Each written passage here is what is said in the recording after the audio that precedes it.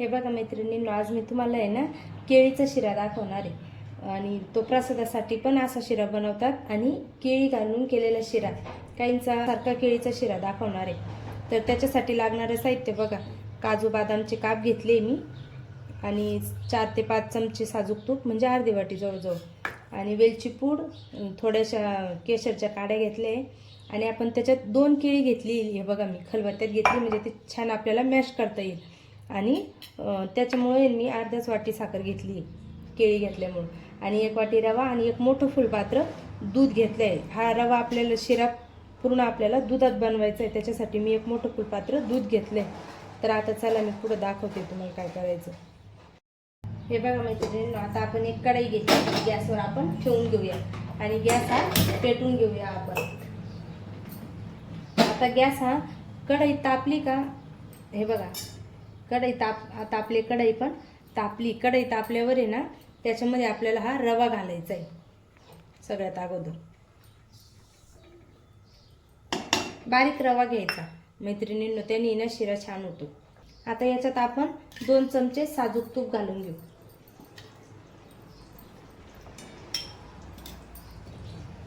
हे बघा, आणि त्याला सारखं हलवत राहायचं आणि गॅस न आपण अगोदर फुल केलेला होता ना, आता आपण गॅस कमी करून घेणार आहे आणि कमी गॅसवर अगदी लालसर असा आपल्याला तो भाजून घ्यायचा आहे। खूप जाळायचा पण नाही आहे आणि खूप लाल पण होऊ द्यायचा नाही आहे। नॉर्मली असा लालसर दिसेल असा त्याचा खमंग वास सुटेपर्यंत आपण त्याला भाजायचं आहे, तेही कमी गॅसवर अगदी मंद आचेवर भाजून घ्यायचं आहे त्याला।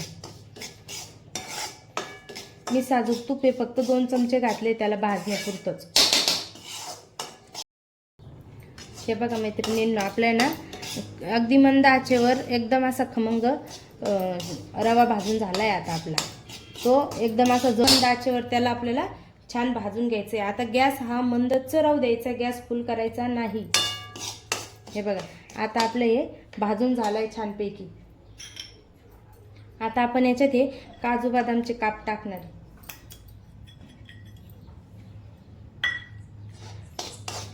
आणि परत हलवत राहायचं। काजू बदाम त्याच्यात पूर्ण मिक्स होईपर्यंत आणि ते गरम होईपर्यंत छान त्याला आपण हलवत राहायचे।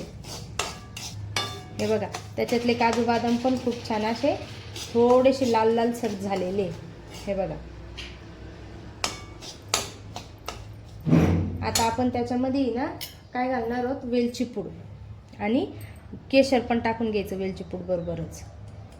वेलची पूड पण आपण पूर्ण एकजीव करून घ्यायची बरं का मैत्रिणींनो। आता खूपच खमंग वास सुटलाय त्याचावाला, वेलची पूड आणि ते सगळे एकत्र झाल्यानंतर। आता वेलची पूड झाल्यानंतर आपल्याला ही जी साखर आहे ना ही टाकून घ्यायची त्याच्यामध्ये आणि परत त्याला एकजीव करायचे। साखर थोडीशी विरघळती बघा, गरम असल्यामुळं साखर विरघळायला लागते लगेच, आणि हे सगळं मंद आचेवर करायचं आपल्याला आणि हे खाली लागणार नाही याची पण काळजी घ्यायची, त्याच्यामुळे त्याला हलवत राहायचं सारखं। हे बघा, आता 2 मिनिटं त्याला आहे ना असंच सोडायचं आपल्याला, 2च मिनिटं फक्त। आणि ही जी केळी घेतलेली ना आपण, ही केळी आपण अगोदर मॅश करून घेऊया।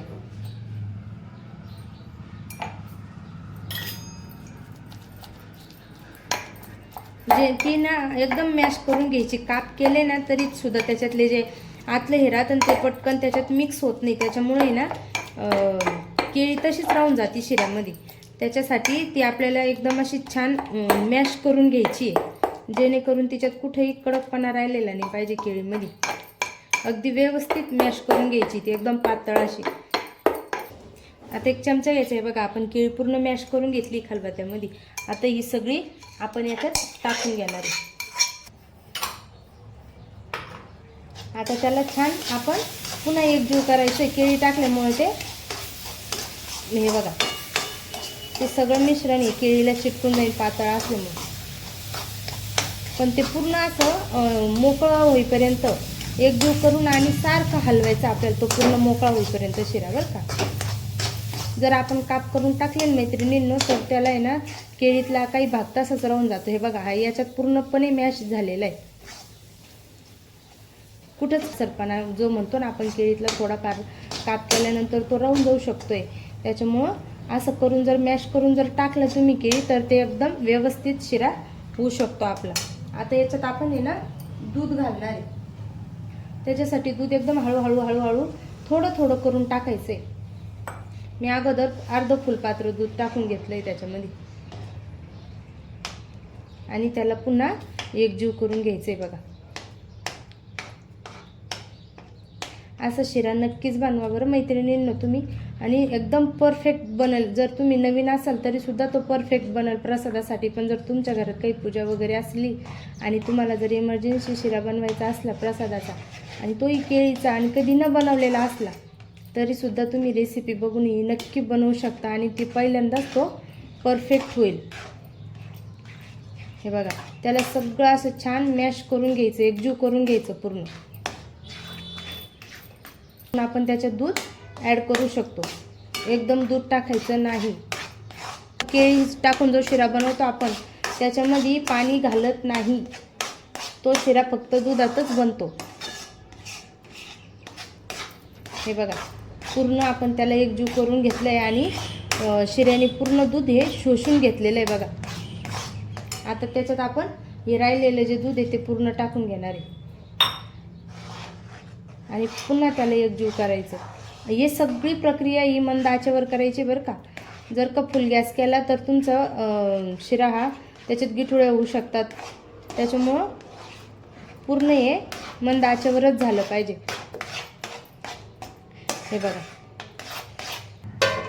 5 मिनिटानंतर त्याला आपण उघडून बघू. तर बघा, आता आपण त्याला उघडून बघूया. हे बघा, आपला शिरा किती सुंदर फुलला आहे, खूप छान फुलला आहे बघा तो, आणि पूर्ण शिजलेला पण. त्याला पुन्हा आपल्याला असं एकजीव करून घ्यायचंय बघा.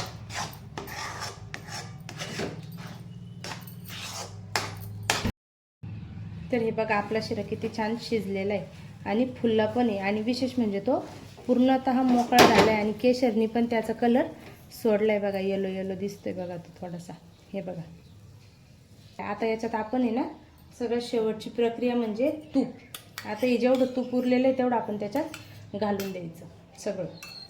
सगळं तूप त्याच्यात टाकून घ्यायचं आणि त्याला पुन्हा एकजीव करायचं.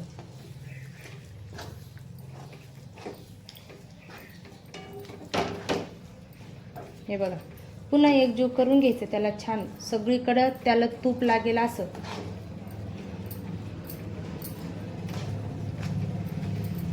लागलं पाहिजे सगळ्या शिऱ्याला आपल्या. बघा, आता त्याला सगळीकडून तूप पण लागले गेले. हे बघा,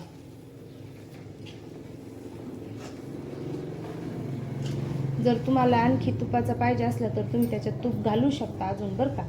पण तो बरोबर मापात झालेला आहे. आपल्याला तो प्रसादाचा शिरा बनवायचा आहे म्हटल्यावर तो मापातच केला गेलेला पाहिजे. सगळ्या इन्ग्रेडियंट त्याचे एकदम परफेक्ट टाकले तर तो छान होतो. हे बघा, आपला शिरा रेडी झालाय बघा. आता त्याला फक्त आपल्याला 5 मिनिटं पण नाही, 2 ते 3 मिनिटं त्याला असंच झाकून ठेवायचं. तो तूप सोडेल बघा. हे बघा मैत्रिणींना, तुम्ही पाहू शकता त्याने कसं तूप सोडलेलं आहे बघा. शिऱ्याने आपल्या आता तूप सोडलेलं आहे, म्हणजे शिरा आपला आता परफेक्ट झालेला आहे बघा. हे बघा, तुम्ही पाहू शकता आपल्या साईडनी कसं तूप सोडलंय बघा शिऱ्याने. प्रसादाचा शिरा तयार झालाय बघा. आता आपण त्याला एका बाउलमध्ये काढून घेऊ. आता आपण गॅस बंद करून द्यायचा. आपला शिरा रेडी झालाय आता. हे बघा मैत्रिणींनो, परफेक्ट असा केळीचा प्रसादाचा शिरा तयार झालेला आहे बघा. तुम्हाला कसा वाटला आम्हाला नक्की कमेंटमध्ये सांगा आणि एकदा नक्की ट्राय करा मैत्रिणींनो. आणि आमच्या प्यारी लक्ष्मी अँड फॅमिली या यूट्यूब चॅनलला लाईक करा, शेअर करा आणि सबस्क्राईब करा. धन्यवाद.